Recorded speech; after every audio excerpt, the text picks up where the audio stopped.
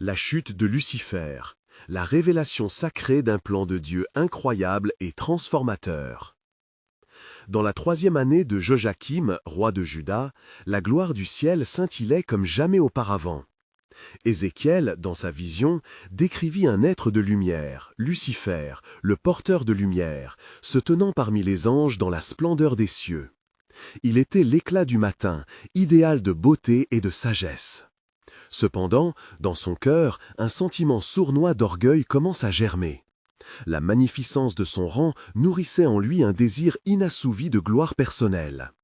Lucifer se laissa séduire par une pensée insidieuse. « J'élèverai mon trône au-dessus des étoiles de Dieu.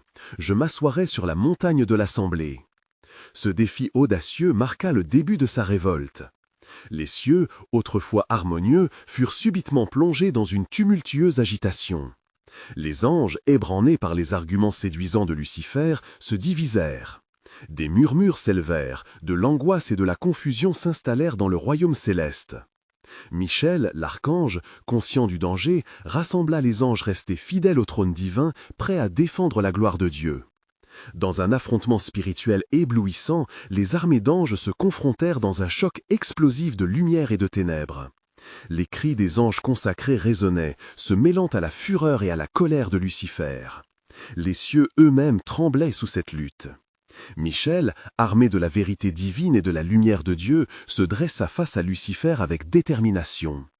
Alors que la guerre spirituelle s'intensifiait, Dieu, dans sa sagesse infinie, observait avec un regard plein de compassion, mais aussi d'autorité.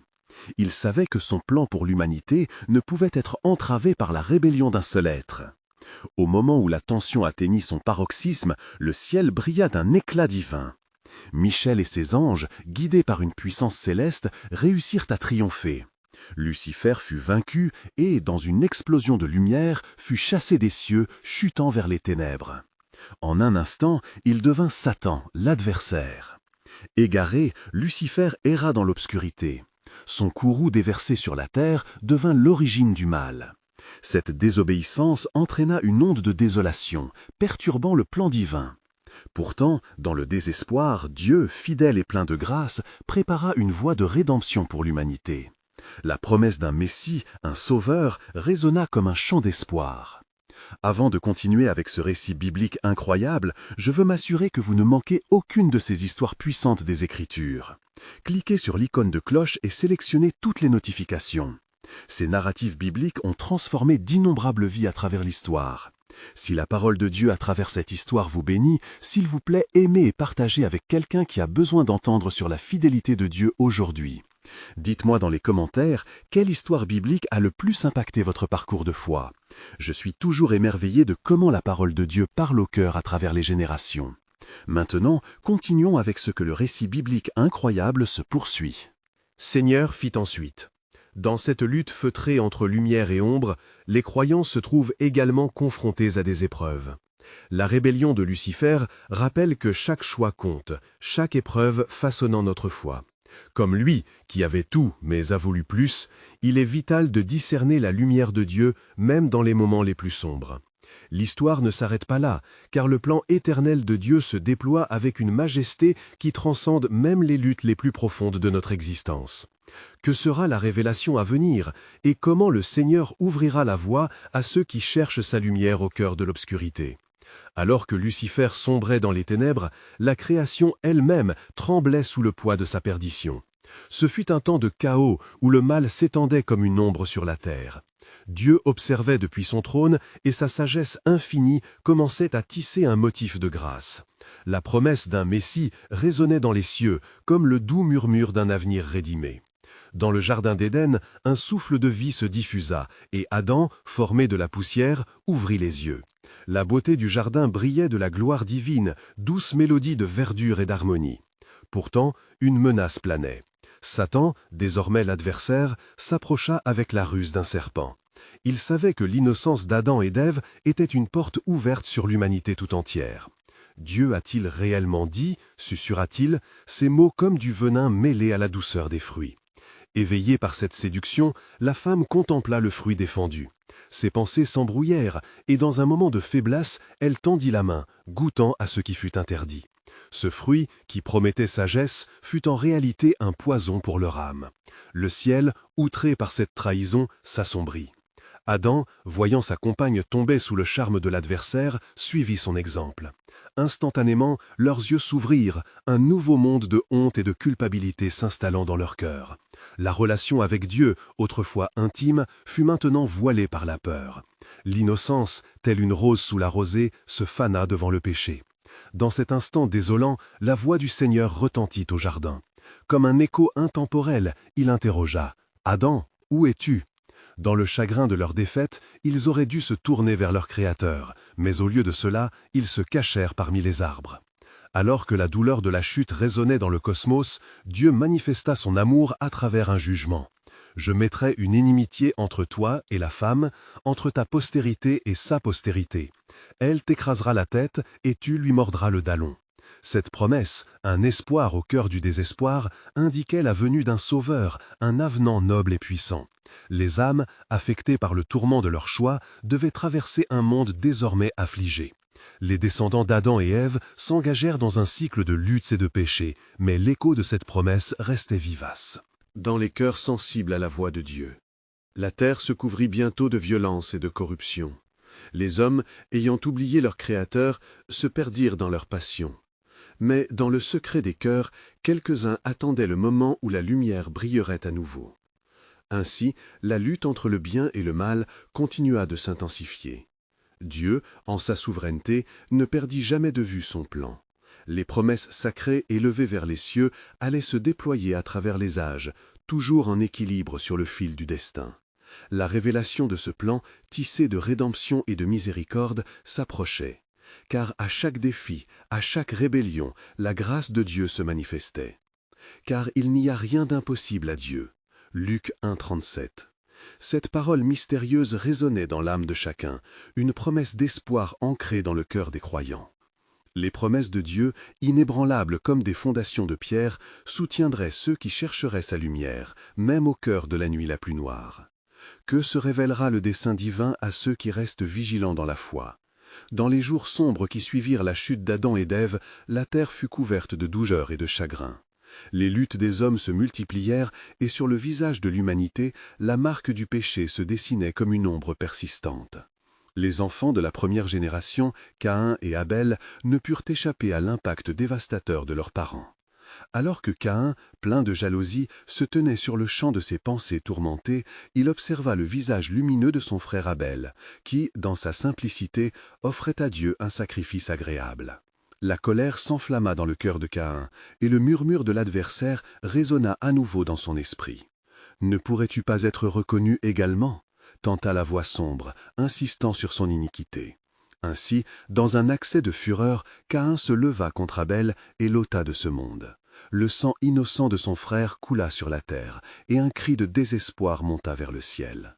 Dieu, dans sa justice et sa miséricorde, questionna Caïn. « Où est Abel ton frère ?» L'innocent, désormais silencieux, résonnait comme un doux écho de la première promesse. Cependant, Caïn, en réponse, feignit l'ignorance. Ce fut alors que le Seigneur promit que la terre ne porterait plus sa défense, qu'elle se souviendrait toujours du sang innocent versé. Dans ce climat de tension, Dieu évolua avec sagesse. Il m'entendit une descendance de l'individu, un rempart pour l'humanité blessée. En dépit de la montée du mal, un groupe de fidèles émergea des ténèbres. Enoch, descendant d'Adam, marchait en communion avec Dieu. Sa vie se démarquait comme un phare, un témoignage vivant de la possibilité de rédemption. Enoch, conscient des murmures célestes, ne cessait de glorifier le nom du Seigneur. Dans sa proximité avec le divin, il vit un mouvement, une lumière glorieuse dans une vision. Dieu annonçait la venue d'un grand jour, un jour de jugement, mais aussi de rédemption. Le Fils de l'homme viendra dans la gloire de son Père, et tous ceux qui croient en lui seront rassemblés. Cette parole, lourde de promesses, encourageait ceux qui désiraient retourner à leur Créateur. Les générations passèrent, et le cœur des hommes continua de s'endurcir. La violence sourde sourdait dans leur cœur, comme une rivière de destruction débordante. Pourtant, au milieu des tumultes, une lueur d'espoir brillait. Noé, homme juste et intègre, fut choisi par Dieu pour porter un message de salut. Dans son intégrité, il devint l'artisan du salut par un arc-en-ciel de promesses. « Je ferai alliance avec vous et je me souviendrai de mes promesses », déclara le Seigneur. Le déluge, une purification par l'eau, emportait le mal, mais offrait également un nouveau départ pour l'humanité.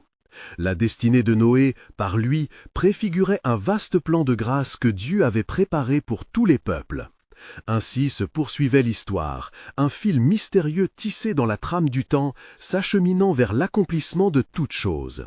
Dieu, dans sa magnificence, n'avait jamais perdu de vue son dessein rédempteur, un plan qui se dévoilerait dans les âges.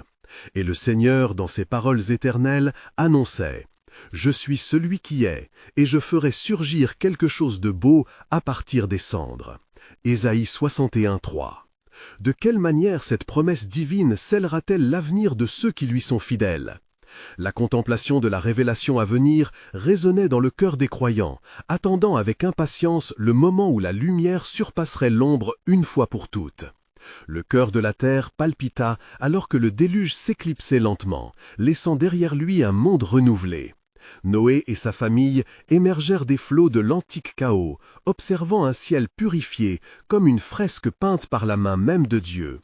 L'arc-en-ciel apparut, vibrant de couleurs qui racontaient l'alliance divine, une promesse inscrite dans les cieux. « Je ne maudirai plus la terre à cause de l'homme » Genèse 8, 21.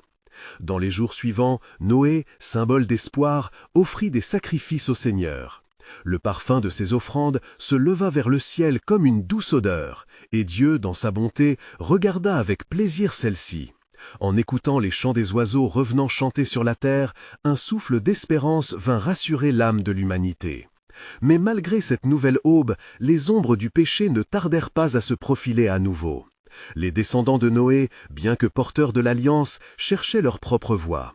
Les fils de Noé, Sem, Cham et Japheth, bâtirent des cités, comme Babel, une tour dont le sommet toucherait les cieux, défiante et orgueilleuse. « Allons, bâtissons-nous une ville et une tour dont le sommet atteindra le ciel, et faisons-nous un nom, déclara-t-il, ignorant la sagesse des avertissements du Créateur. Dieu, observant le cœur des hommes, perçut leur ambition inébranlable, et, une fois de plus, il décida de confondre leur langage. Les langues se mélangèrent alors, créant le tumulte face à l'unité humaine. Frustrés et divisés, les bâtisseurs de Babel abandonnèrent leur œuvre, et les nations se cristallisèrent, portant sur leur front le poids d'une séparation qui n'en finirait jamais. En cet instant de confusion, Dieu choisit de poursuivre son œuvre.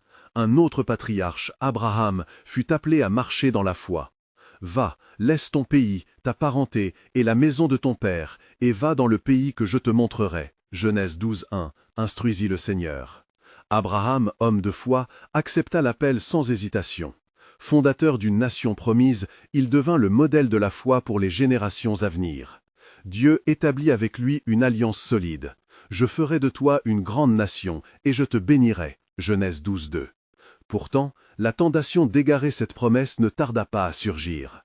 La femme d'Abraham, Sarah, pressée par le temps, proposa une voie perverse pour la réalisation de la promesse divine. L'Égypte, riche mais stationnée dans le péché, se dota d'une servante, Agar.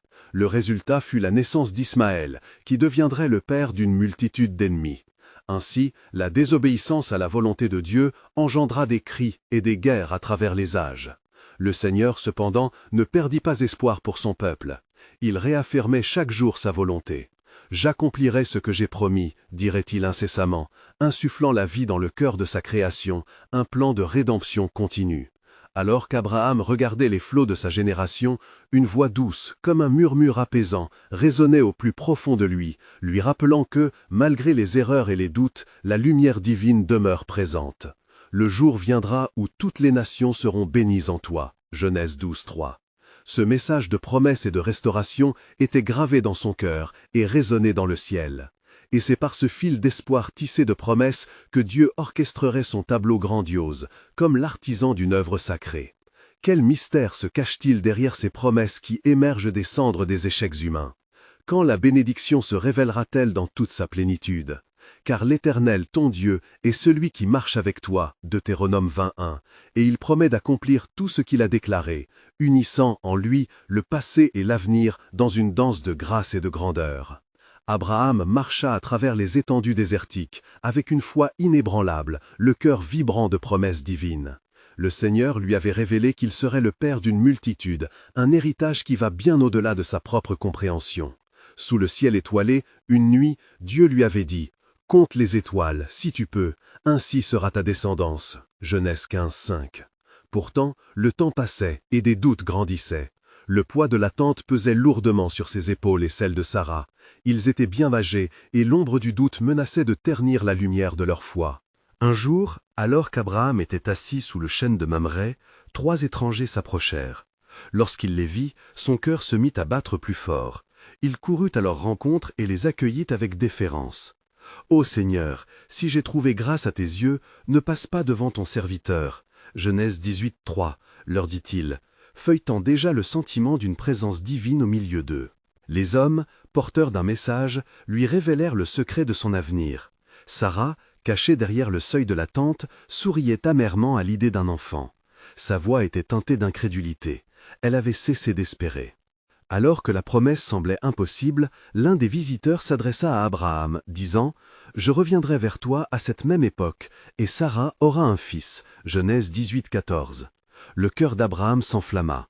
Ce jour-là, il comprit que la fidélité de Dieu n'était pas écrite dans le calendrier des hommes. Sarah, qui auparavant avait ri de l'impossibilité, devint la mère d'Isaac, le rire de Dieu, en pleine maternité.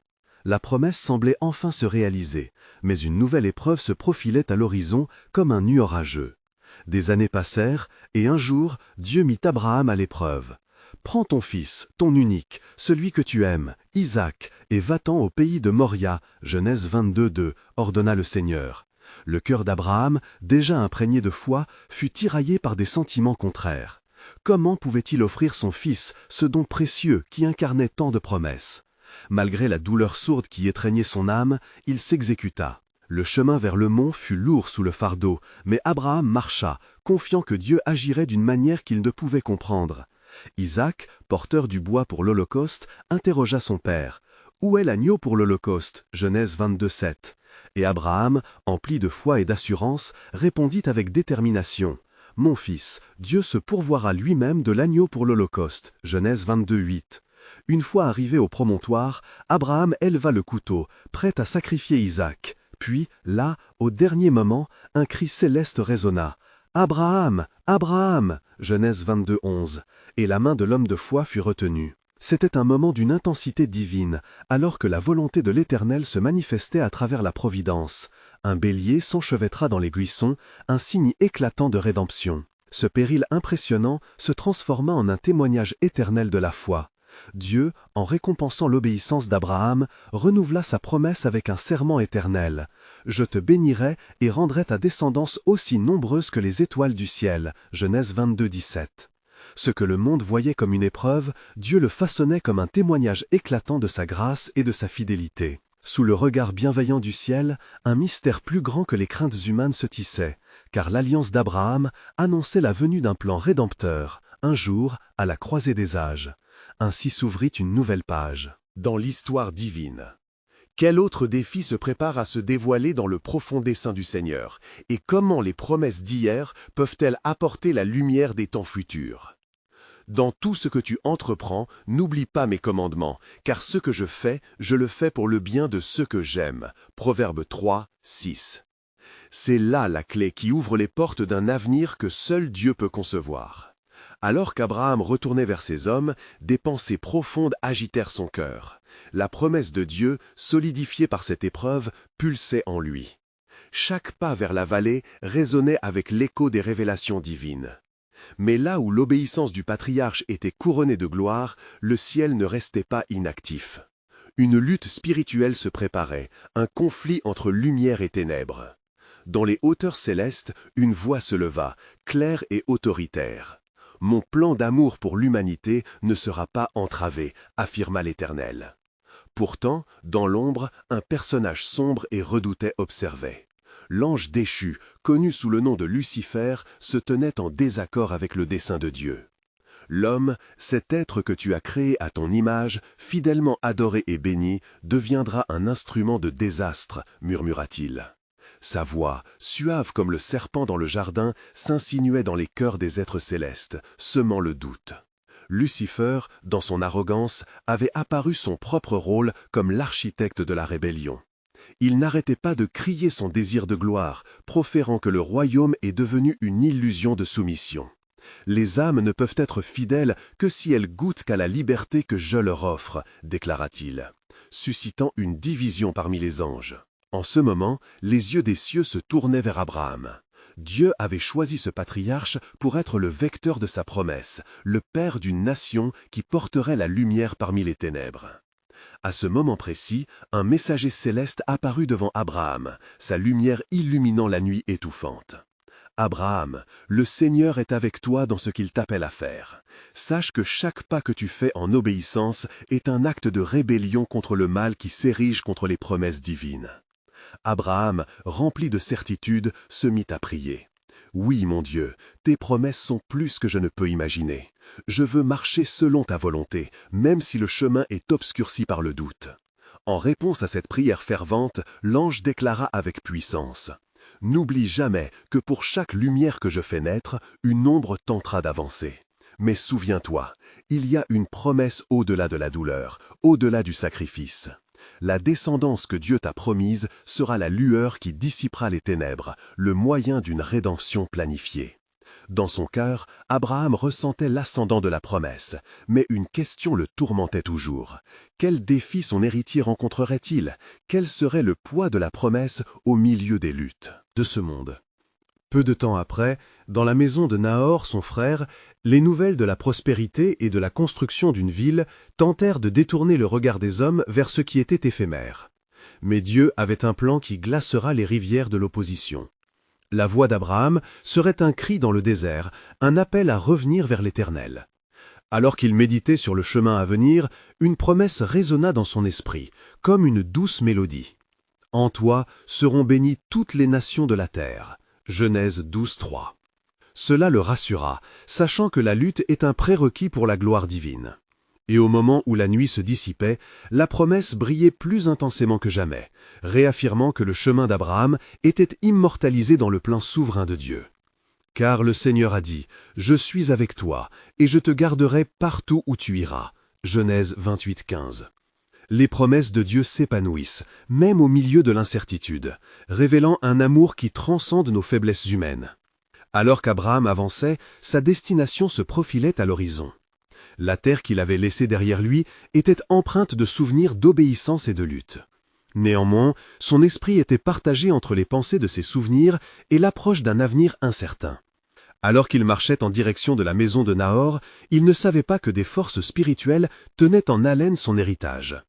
Dans les cieux, le conflit entre lumière et ténèbres s'intensifiait.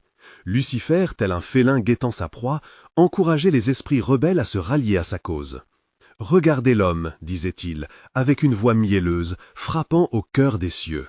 Est-il vraiment digne de confier l'autorité divine? À travers ses choix, il prouve sa faiblesse. Laissez-le se croire le fils des promesses, mais je vous dis que la déception l'emportera. » Un autre messager du ciel, l'archange Michaël, se leva avec une détermination divine, défiant Lucifer. Le plan de Dieu est inébranlable. Son alliance avec Abraham est scellée. Vous pouvez tenter de détruire, mais vous n'arriverez qu'à prouver la fidélité inébranlable de l'Éternel. Abraham, perplexe, traversait des paysages inconnus, et son cœur battait à l'unisson des échos célestes. Dans la profondeur de son âme, il pouvait sentir que quelque chose était saisi, qu'un affrontement spirituel se déroulait au-dessus de lui. De son regard porté vers le ciel, il lâcha un soupir de prière, seul mais jamais abandonné. « Éternel, fais-moi connaître ta volonté », implora-t-il avec ferveur. Au même moment, une lumière brillante illumina son chemin, et il entendit clairement la voix de Dieu. « Abraham, continue d'avancer. Sache que je suis le Dieu qui a scellé son alliance avec toi. Tes luttes sont mes luttes, et mes promesses sont tes leaders. » Les pensées d'Abraham revinrent à ce que l'ange avait dit. Chaque pas en avant était un acte de foi. Il se tenait entre deux réalités, une promesse divine et des menaces invisibles. Dans ce moment de foi intense, il ressentit un besoin profond de comprendre son rôle dans le plan éternel de Dieu. Dans la maison de Nahor, des voix s'élevaient dans le sens contraire de son appel divin. Pourquoi lutter contre la prospérité que le monde nous offre » s'exclamait Nahor, entouré de ses proches. « L'abondance est ici, l'avenir s'épanouit devant nous. Pourquoi ne pas se plier à la volonté des puissants » Alors qu'il entrait, Abraham frissonnait. Il savait que le confort pouvait facilement éclipser son appel. Souvent, la lumière du monde scintillait plus fortement que les vérités cachées que délivre le ciel. C'est dans ce lieu de tension que la voix de Dieu retentissait encore plus fort dans son cœur. « Tiens bon, Abraham, ce que je t'ai promis, je le réaliserai », ressortit de son esprit comme un refrain puissant. Une douce assurance l'inonda. Chaque mouvement, chaque choix vers l'alliance était une victoire contre l'obscurité. Alors qu'Abraham accueillait les mots divins, la lumière semblait vibrer autour de lui, terrassant les échos de la discorde, ramenant l'ordre dans le chaos. Dans ses pensées, une vérité profonde prenait forme. L'enjeu n'était pas seulement pour lui, mais pour toutes les générations à venir. L'obéissance se tisse dans le tissu même de ma promesse, une promesse non seulement pour toi, mais pour toutes les nations à venir, murmura son cœur vibrant. Et, dans cette plénitude d'assurance, la voix de l'Éternel résonna avec une sévérité douce, comme une promesse non encore révélée. Qu'est-ce qui t'attend dans le périple, Abraham?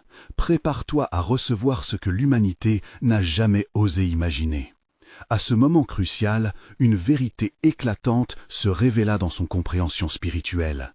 Le plan éternel est en marche, et les ténèbres ne peuvent étouffer la lumière. En cet instant, alors que les promesses de Dieu s'ancraient plus profondément dans son cœur, une nouvelle révélation se formait, préparant Abraham un chemin jamais parcouru. Pour lui, un voyage s'annonçait, où le ciel et la terre convergeraient d'une manière inimaginable, et le passage vers ce destin divin lui promettait des choix lourds de conséquences. Car le Seigneur a dit « Mes pensées ne sont pas vos pensées, et mes voies ne sont pas vos voies » Ésaïe 55:8.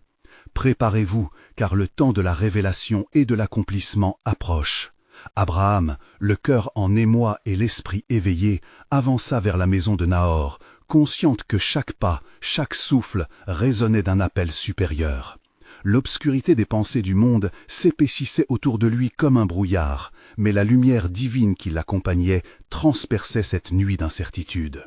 Alors qu'il traversait le seuil de la maison, il s'imprégna de l'accueil chaleureux de sa famille, mais il savait que la chaleur du foyer ne pouvait masquer l'angoisse qui s'épanouissait dans son âme. « Abraham, entre et partage notre festin !» s'exclama Nahor tout en serrant son frère dans ses bras. Pourtant, au milieu de l'allégresse, Abraham ressentait une lutte intérieure. Ce qu'il voyait aux yeux de ses semblables était fleuri et beau, mais non conforme à la vision que Dieu avait placée dans son cœur.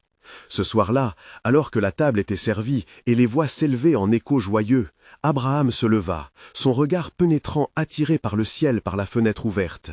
Il choisit de parler. « Mes chers frères, vos joies sont les miennes, mais j'ai ressenti l'appel d'un mystère plus grand que nous. L'Éternel m'a promis quelque chose d'extraordinaire, et je dois le suivre, même si cela signifie abandonner la prospérité que vous défendez. » Ces paroles provoquèrent des murmures d'incrédulité autour de lui. « Que signifie cette promesse ?» demanda Nahor, le front plissé d'une mélancolie désespérée. « Lève les yeux et regarde l'abondance de ce monde. Que vaut une promesse si elle ne nous nourrit pas ?»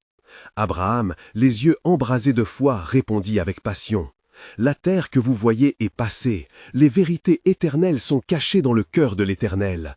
Je ne suis pas seulement appelé à vivre pour moi-même, mais pour une nation que Dieu suscite à travers mes veines. Voici, le Seigneur a dit, je ferai de toi une grande nation. » Genèse 12:2. Dans cette tension fulgurante, alors que sa famille l'observait, des ombres obscures dans le ciel s'épaississaient, et la voix de Lucifer résonnait dans le bruit de l'assemblée. « Regarde-le, ce rêveur, il multipliera les mensonges. Ce n'est que de la folie qu'il prêche. Ses promesses sont des mirages, » murmuraient des voix invisibles, envoûtant certains. Soudain, un vent frais balaya la pièce, chassant l'odeur du festin. Dans cette ambiance tendue, une révélation éclatante illumina le cœur d'Abraham. Il comprit que la lutte qu'il livrait n'était pas seulement pour lui, mais pour l'avenir du peuple qu'il ne connaissait pas encore. Je suis l'ami de Dieu, et c'est par ma foi que les promesses se réaliseront, pas par ce que le monde offre. Dieu ne m'appelle pas seulement à marcher, mais à tracer le chemin, cria-t-il, tandis qu'une profonde conviction envahissait son être, galvanisant son courage. Cette audace attira l'attention de son entourage. Certains, médusés, commencèrent à comprendre qu'en lui vibrait une lumière que rien ne pouvait éteindre. D'autres, cependant, continuaient de murmurer des doutes, ébranlés par les promesses du monde. En ce moment, un silence sacré s'installa, tandis que l'Éternel, par la foi d'Abraham, fit trembler le sol sous ses pieds. « Je te bénirai, et tu seras une bénédiction » Genèse 12:2, résonna dans son esprit, un écho ancien que le ciel venait de renouveler. « Je suis ici, Éternel, que ta volonté soit faite » s'écria-t-il intérieurement, alors qu'un sentiment grandissant prenait forme. La promesse était une cloison qui fendait l'obscurité, révélant les desseins de Dieu. Différents chemins s'ouvraient devant lui, mais Abraham savait qu'un choix restait encore à faire. Il n'y avait qu'un seul chemin vers la lumière, une seule voix à écouter, celle de son Créateur. Et tandis que la nuit enveloppait la terre, le ciel scintillait de la lumière de l'espoir. Abraham savait que ses pas étaient dirigés par celui qui avait promis de transformer même l'obscurité en lumière. Car voici, les pensées de Dieu sont plus hautes que les nôtres, et les promesses qu'il a pour nous sont au-delà de notre compréhension. Ésaïe 55:9.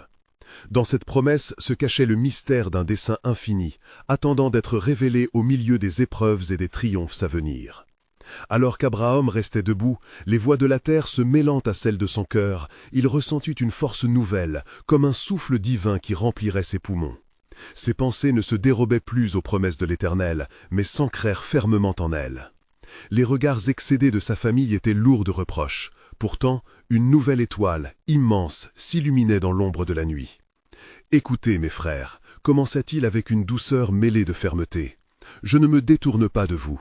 Mon cœur appartient à Dieu, et c'est là que je trouve ma plénitude. Je pars non en quête d'un lieu, mais d'une promesse. » À ce moment-là, une tension palpable s'éleva, l'air chargé d'une anticipation divine. Nahor, la voix tremblante, s'avança. « Que feras-tu sans richesse, Abraham? Comment soutiendras-tu ta famille? Je marcherai avec la foi comme guide, car la richesse de l'âme est plus précieuse que tout l'or de ce monde. Le Seigneur sera ma providence. » Ces propos résonnèrent avec une conviction qui ne pouvait être ignorée, suscitant une tempête d'émotions parmi ceux qui l'entouraient. Tout à coup, la pièce fut envahie par une lumière éclatante, et tous les yeux se tournèrent vers la source. Un ange du Seigneur, scintillant dans sa gloire, apparut dans un halo de majesté. Son visage portait la sagesse des âges, et sa voix, comme le tonnerre d'un ciel azur, envahit l'espace. « Abraham, fils de Térache, l'Éternel t'a entendu. Il a vu ta foi et ta détermination. Non seulement tu seras le père d'une nation, mais des bénédictions inestimables jailliront de toi jusqu'aux extrémités de la terre. » Les murmures se turent, tandis que la frisson de la présence céleste descendait sur l'assemblée. Le cœur d'Abraham battait à tout rompre, une paix sublime l'enveloppant. Les mots de l'ange transpercèrent son âme. « Va et n'aie pas peur, le chemin sera périlleux, mais chaque pas te rapprochera du dessein divin. » Ses frères, bien que captivés, ressentaient le lien fragile entre leur amour fraternel et l'appel divin qui entraînait Abraham au-delà de leur portée. « Que devrons-nous faire si tu t'en vas » demanda une voix tremblante, visiblement ébranlée par la révélation. « Vous êtes tous précieux à mes yeux, et en moi demeurera une partie de vous. Je ne vous abandonne pas, mes chers. Je vous porte dans la prière, et vous recevrez la lumière de mes expériences. Aimez-vous les uns les autres dans cette incertitude, et vous serez unis même au sein de la distance. » Au loin, les étoiles scintillaient comme des promesses, et Abraham, le regard tourné vers l'horizon, s'en alla en silence, laissant son cœur en feu par la foi, un pas devant l'autre. Les jours passèrent, et l'heure du départ approchait. Dans son cœur, une guerre faisait rage, mais dans son esprit, les mots de Dieu devenaient un chant réconfortant. « Je te montrerai le pays que je te donnerai. » Genèse 12:1. Ce n'était pas seulement un voyage physique, il était sur le point d'entrer dans le mystère de l'alliance divine, une rencontre avec la destinée d'un peuple qui n'était encore que poussière dans le vent.